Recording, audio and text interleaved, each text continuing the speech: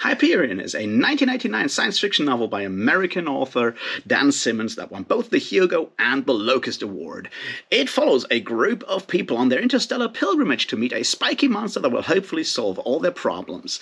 On the way there, they tell each other stories to find out why they were chosen to go on this pilgrimage. It deals with topics like the relationship between God and man, the relationship between artist and art, the relationship between parents and their children, and other heavy topics. It is loosely based upon the Canterbury Tales, a 1400 book by British poet Geoffrey Chaucer that has bothered medievalists and English language scholars ever since. It follows a group of people on their pilgrimage to Canterbury Cathedral and the tomb of Thomas Becket. On the way there, they tell each other stories to while away the time and figure out who will not have to pay for lunch. It deals with topics like the corruption within the church, peasant rebellions, love and its problems. It is loosely based upon The Decameron, a 1353 book by Italian poet and author Giovanni Boccaccio, winner of the 1497 Girolamo Savonarola Bonfire of the Vanities Award. It follows a group of rich kids hiding away from the plague on their country estates, telling each other stories about anal sex, adultery with priests, the misfortunes and fortunes of life in general. It is highly critical of the church and other things. And we're going to find out how we came from there to there. Welcome to Hyperionception. Cheers.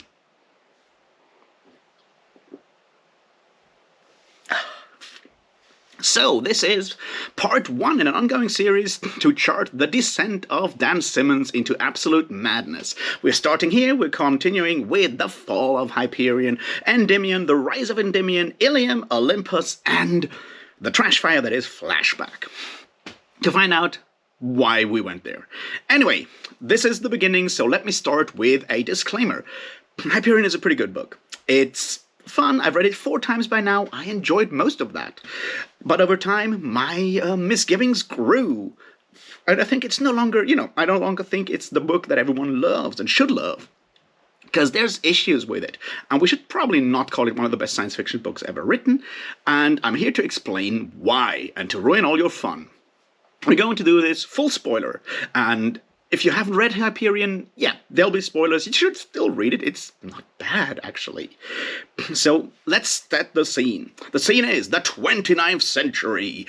Humanity has split into two groups. The hegemony, a postmodern nightmare of everything good and old. People are living in multicultural multitudes, teleporting through Farcaster portals from planet to planet, giving in to commerce, enjoyment, hedonism, and all these things. The ousters, barbarians on the outside, traveling in space and from time to time, plundering hegemony worlds.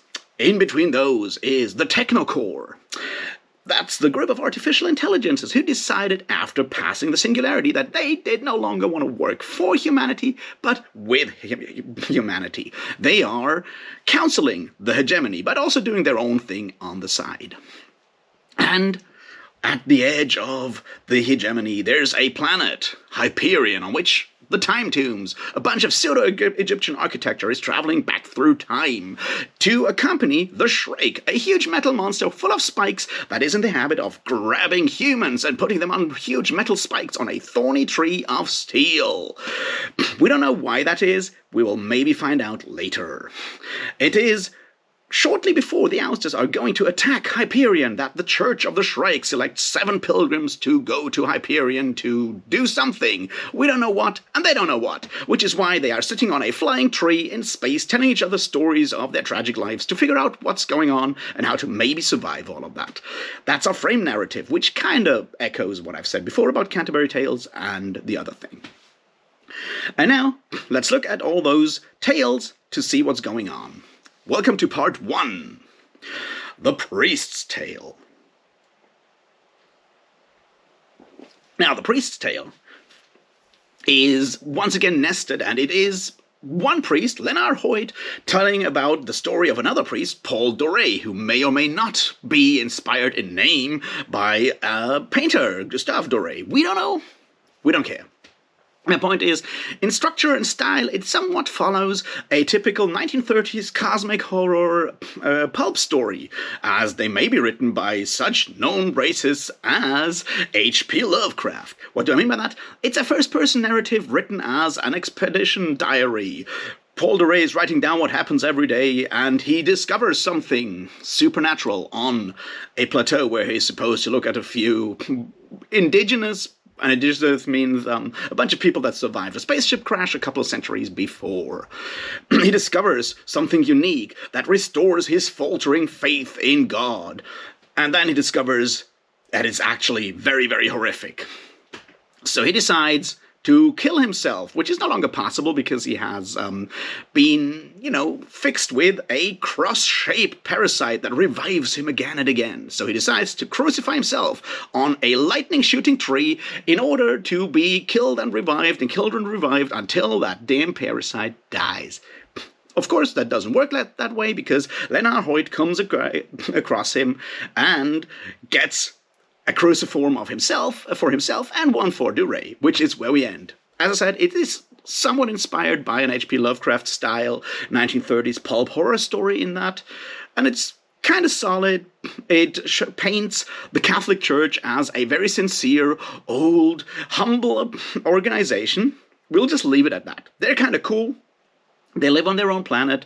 No one thinks about them much, but the people that are in the Catholic Church are earnest, sincere believers.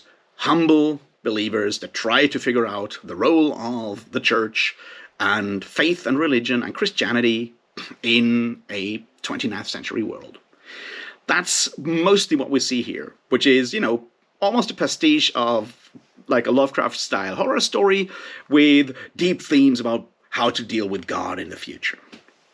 Good so far, isn't it? Slightly conservative, but there you go. Part 2, The Soldier's Tale. The Soldier's Tale follows Captain Fedmon Kassad. No, he's a lieutenant, right? Anyway, Colonel, that's it. Colonel Fedmon Kassad, a Palestinian refugee on Mars. Now, why would there be refugees on Mars? Well, old Earth doesn't exist anymore. It got blown up by a black hole.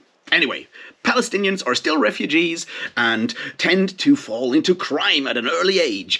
And the only way out is apparently the discipline of the military, as it happens to young Fedmon Kassad, who excels under the leadership of excels under the honor and discipline of the new Bushido, which is what the military uses to discipline itself and avoid unnecessary bloodshed, which is good for the military, right?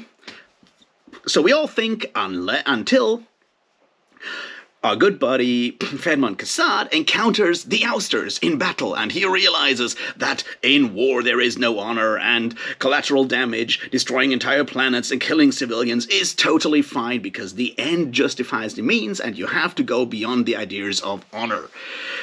Now, does that resonate with anyone? I don't know. It's just what happens. On the other hand, young Fedmon Kassad encounters a mysterious woman in simulations and outside of simulations and makes love to her, because there's no fucking in here, there's just love making. And finds her for the last time at the Time Tombs, where she turns into the Shrike, and he gets a bit of a shock and decides to go back and kill her and the Shrike, who may or may not be one. He's a bit confused in that. But for now, we need to understand that Palestinians are still a thing in the 29th century. They are refugees that tend to fall into crime unless they get disciplined by the military. The military is great, but has to overcome its idea of discipline and honor and rules of war, because in war there are no rules and you need to kill everybody because the end justifies the means.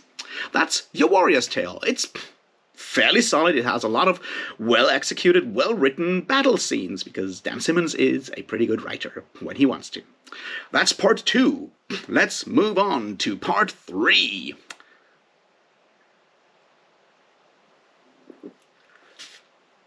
The Poet's Tale. Martin Silenus was born on old Earth before it died. And by died we mean gets swallowed by a black hole, which is actually also not what happens, but I'm getting ahead of myself. He then becomes a poet that writes a story about old Earth that he names The Dying Earth after a long-forgotten old Earth writer. The writer is Jack Vance. You should totally read those books because they're much better than anything Dan Simmons has ever written. Just saying. Anyway, he becomes hugely popular because everyone is kind of missing Old Earth a couple of centuries after that happened. It's like, you know what? That's great literature. And he writes an even better book, which is poetry. Very serious poetry that moves everyone who actually gives it a chance to tears. But it won't sell, because the masses are too hedonistic to appreciate true art. Instead, he's forced by his publisher, who is changing her colors, her skin, everything every week because she's a hedonist too, and she's like going with all those weird fashions out there in the hegemony. We have to assume she's shallow. I mean, well, we don't have to assume, we get told she's shallow. She's more of a hypocrite because she understands that Martin's poetry is great, but she knows it won't sell, and she's given her soul to Mammon and, well, apparently changing her fashions every 2 days or whatever. Point is, Martin is forced to write really shitty pulp novels that are very much like what we read in part 1, The Priest's Tale, just with more, heroes, strapping heroes, and damsels in distress. And he hates it, but the masses love it, and it sells well because the masses have no taste, and that destroys a true artist. So he goes to Hyperion with a bunch of other artists and begins writing a poem, the Hyperion Cantos. Well, something like the Hyperion Cantos, and we're going to go back to that at some point. And then the Shrike shows up and kills artists, and Martin is unsure whether he summoned the Shrike or the Shrike killing people actually makes him create art. There's something there between, does true art affect reality, or does reality affect art? Does art require suffering? It's all a bunch of pretentious nonsense, but he's a true artist, so we're supposed to understand that. That's his story. He goes to come back to Hyperion to actually finish his poem, which is great, or so he claims. Alright, what do we take away from this story? Well, actually, we take away from it that true artists are never appreciated, the masses want crap, and people that work in the publishing industry are shallow or hypocrites and have sold their soul to make money. I will refrain from commenting how much of this is Dan Simmons being frustrated with his other books not selling well. I don't know, but it tastes very, very bitter, shallow in itself, and kind of pretentious. But there you go. That's the next one.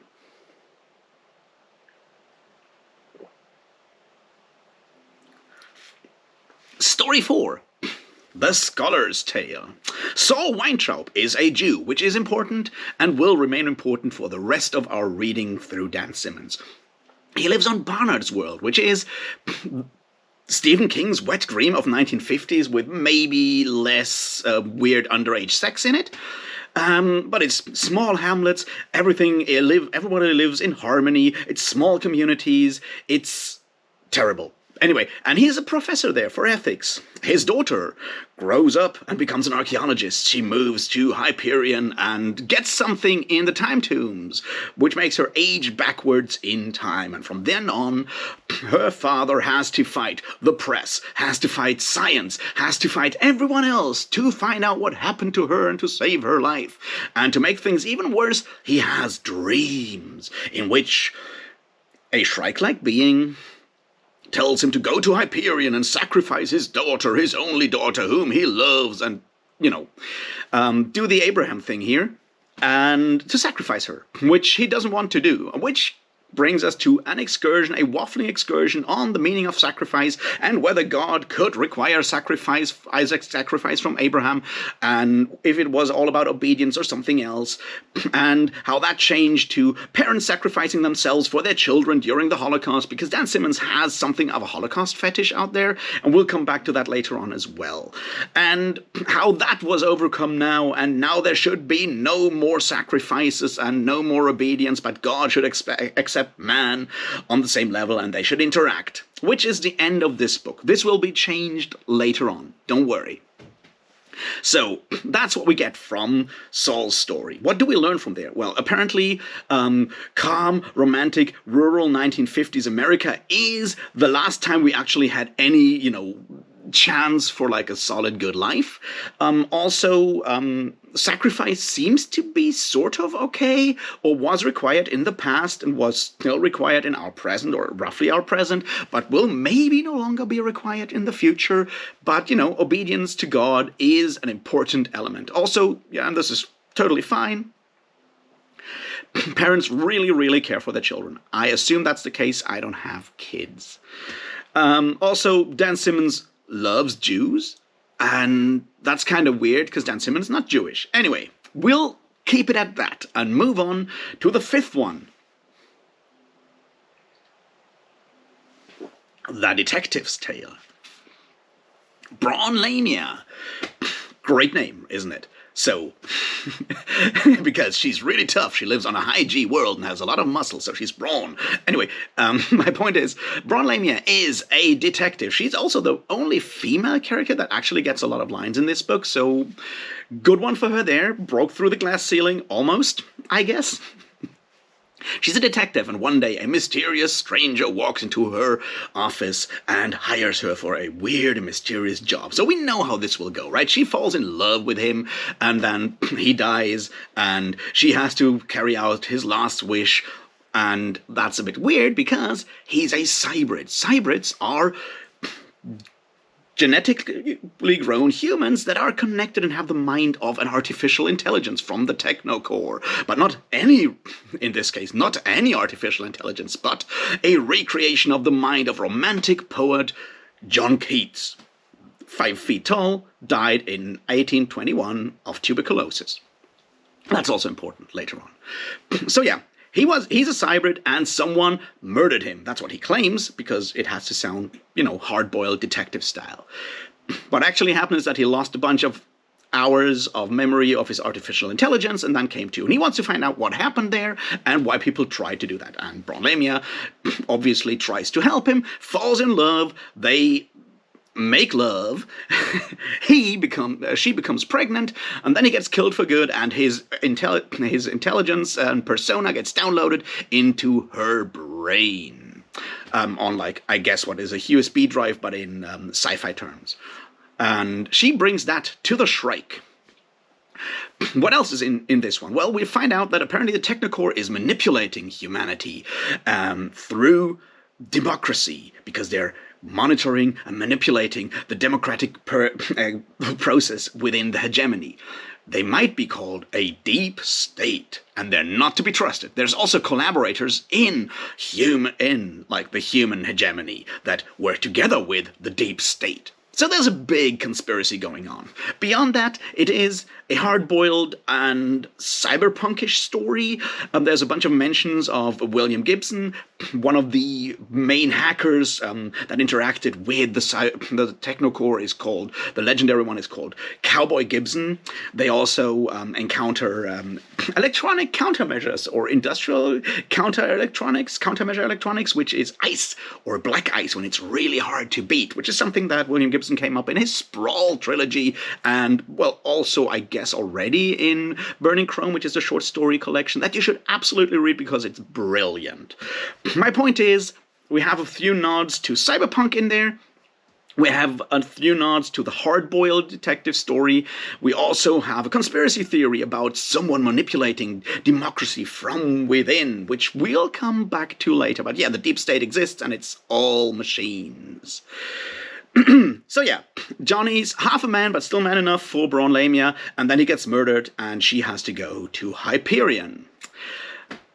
That's the fifth story. Now, the sixth story is the final one, because our seventh pilgrim, a Templar, vanished under mysterious circumstances. And we'll talk more about him, or the Templars who ride giant trees through space, when we talk about Fall of Hyperion. So it's time to talk about the final story, the Consuls Tale. And the Consul is just the Consul because the Consul doesn't have a name. And the Consul tells another story of his past, that being his grandfather and his grandmother. His grandmother lived on Maui Covenant, which is a kind of hippie Caribbean world where humans live in harmony with swimming islands and dolphins. but it has to be swallowed by the dastardly postmodern hegemony who wants to add it to the world web. And that's kind of crappy. So his grandfather is part of the crew that builds up the teleporting machine, the Farcaster, and he falls in love with one of the natives, and then realizes that it would be a crime to destroy the world. There's a bit of a Pocahontas tale going on there, and it's always the foreigner, the colonizer who falls in love with one of the natives and then learns a bit about the... yeah. Point is, at the end, they start a rebellion, and then the world gets still swallowed by the hegemony, and the consul becomes a diplomat in the service of the hegemony, and then loses his family in that war that was mostly done by Fedmon Kassad. Yes, his wife and children are victims of the collateral damage that Fedmon Kassad is forced to do. And then the consul actually moves on to become an ambassador to the Ousters, falls in love with the Ouster way of life because it's much cooler. We knew that they weren't really barbarians, right? And becomes a double agent, goes back to Hyperion, and then betrays everyone, although everyone also knew that he was going to betray them, which, yeah, because I guess agency is no longer possible, and opens the time tombs, which will release the Shrike, and things will happen, which is sort of where we end, which is where we are now. And, well, what can we take away from this one? I think it's probably the best story of them all. The way the love story between the shipman and Siri, the local girl, is handled is actually fairly well. There's, some dealing with the idea that there is time debt if someone flies through space at near light speed with velocities and stuff like that. So he comes back every couple of months for him, which is always like a decade for her. So we have like all these episodes when she's older and older and older, and he always comes back, That part is handled really well. Dan Simmons is, as I said, a great writer when he wants to. The idea of rebellion is something that appeals to me. The fact that the native way of life, or human way of life there, is destroyed, yeah. That one's probably the least problematic, except obviously the idea of, the foreigner falling in love with the local girl, and I don't know, it's a bit old-fashioned, but that's sort of where we are here. To understand, environmental concerns can be conservative in nature, which is what these kind of are, because we're losing something there. And yeah, we are. It was also already built by humans that colonized this planet in the first way. Well, we're not going to talk about that one. Anyway, those are the stories, and they descend, and we'll leave them as they descend into the Valley of the Time Tombs. Lenar Hoyt playing a balalaika, and everyone singing, we're going to see the wizard, the mighty Wizard of Oz, because we have to make references to 1930s movies, which you should also go and watch, because what a trip. Anyway, that's where we end. Our framing narrative is over. They are going to meet the Shrike in the next book. So let's talk about those references, shall we? See, the one reason why I think this book is so popular with so many people is in part due to the references. Because, see, Dan Simmons references two different groups. He does a lot of references, as I said, to geek culture. We have the reference to the Dying Earth novels by Jack Vance. We have the references to Neuromancer and the Sprawl trilogy and William Gibson in the cyberpunk story of The Detective's Tale. We have the nods to cosmic horror and stuff in the Priest's story, and so forth. He does all of that, but what he also does, and what he does way more, is referencing stuff of the Western literary canon as seen through a very, very Anglophone lens. That being Hyperion, the planet, which is named after a poem by John Keats, that has cities called Keats and Endymion, so we really, really, really get it. Lord Byron is mentioned, another romantic poet from like the 19th century. Bron Lamia's father is named Byron Lamia. The Lamia is a poem by Byron, if I'm not completely mistaken. It might be Percy Bysshe Shelley, which does not get mentioned because no one really likes Bysshe Shelley because he was something of a revolutionary. Also, his wife wrote the better book. Anyway, point is, we have more poets, 19th and 20th century poets. Ezra Pound gets mentioned. I will not go into Ezra Pound today. not a nice guy. Point is, a lot of 19th, 18th, 17th century English literature gets mentioned. Classical music gets mentioned. Mozart, Rachmaninoff. And there's two things to that. We need to talk about both of them. So there's a lot of mention of what is considered highbrow literature, literary classics, and so forth. We obviously have a bit of like our Greek and Roman literature that gets mentioned. Virgil, obviously, Dante gets mentioned because of we can't go anywhere without like a Divine Comedy mentioned these days. Homer gets mentioned for the Iliad and so forth. We follow that Western literary canon. We have very few, basically no mentions of any other literary canon or any other cultural background. This is all very, very Western, highbrow, classic literary canon focused, or well, classical music and so forth focused. And as I said, there's two reasons why that is the case. One reason is, and we're going to talk about the first one first, which is it gets appreciated by people that are outside the geek sphere. It got praised for all its classic literary references by the New York Times. And this is where I think the problem is mostly located. See, here's the thing. People that don't read science fiction think science fiction is either people jumping around with lightsabers or other stuff and having fun adventures that are kind of childish in space. You know, your Flash Gordons and Star Warses and whatnot. Or it's super dry nerd discussions about relative velocities or forms of society somewhere in the far future. Your Isaac Asimov's Foundation, your Arthur C. Clarke's. And we, who read science fiction and fantasy, we know they're wrong. They're pretentious assholes. We know that. They're like Salman Rushdie terming everything that is fantasy trash. That kind of people.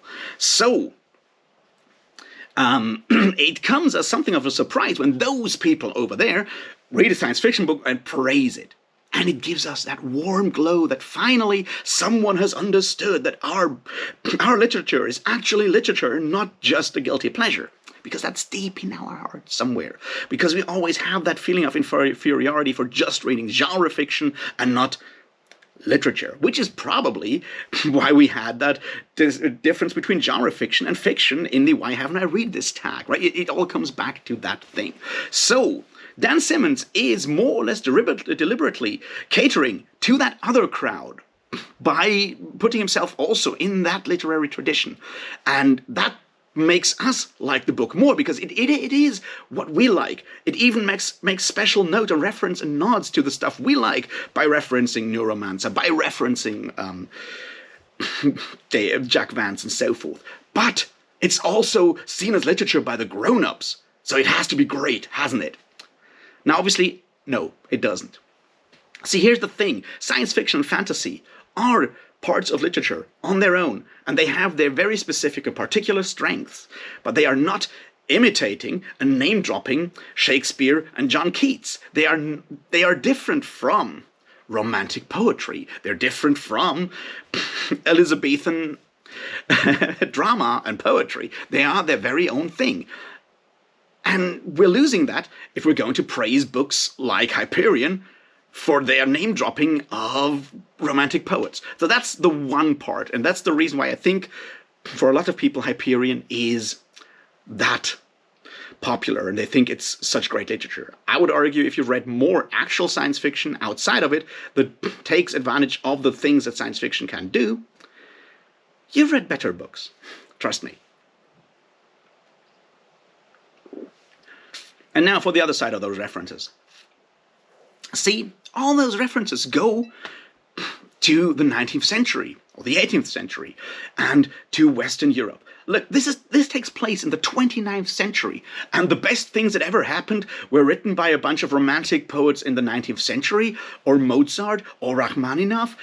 What happened to the last, 800 centuries?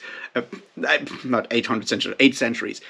Apparently nothing really happened, and humanity just it's all over. We've basically given up. And I think that's part of where this all boils down. Like, the things that are praised in this book are the Catholic Church as sincere, conservative, backwards looking, inwards looking. That's one thing that comes across as positive. What else? The 1950s of Barnard's world, small towns, small town colleges and universities. That's great. All of these things are in the past. It's basically all over. This is not a forward-looking book in that regard. It's a backward-looking book. It is conservative with a hint of libertarianism that we will talk about when we talk about Fall of Hyperion and later stuff. And I think that's something to keep in mind for our ongoing process on where Dan Simmons moved over time with his books. It is highly entertaining, right? There's a lot of adventures. There's spiky monsters. There's pyramids traveling back through time. Well, not pyramids, there's sphinxes and obelisks and shit. But it's highly imaginative. It is competently well written. It lays on the reference is a bit too thick because we have to make sure that everyone gets that I just made like a really clever reference, and so forth. But it is entertaining, while underneath all those dazzling smokes and mirrors, it is bringing us this message. It's basically already over. The past was better. The 19th century was really cool. The early 20th century, maybe still, but basically it was all over by 1900. And I don't know. That's pretty sad for a science fiction book, isn't it? So yeah, there we go. Hyperion, and why it's not really that great. It's still entertaining, go read it, and then yell at me in the comments, or yell at me in the comments right now. I'm fine with both. Thanks for watching. Like, subscribe, share, tell your friends about it, tell your enemies about it, and if you feel pity for me, please join the Patreon. I do kind of need it. And yeah, I'll see you in the next one. Thanks and cheers.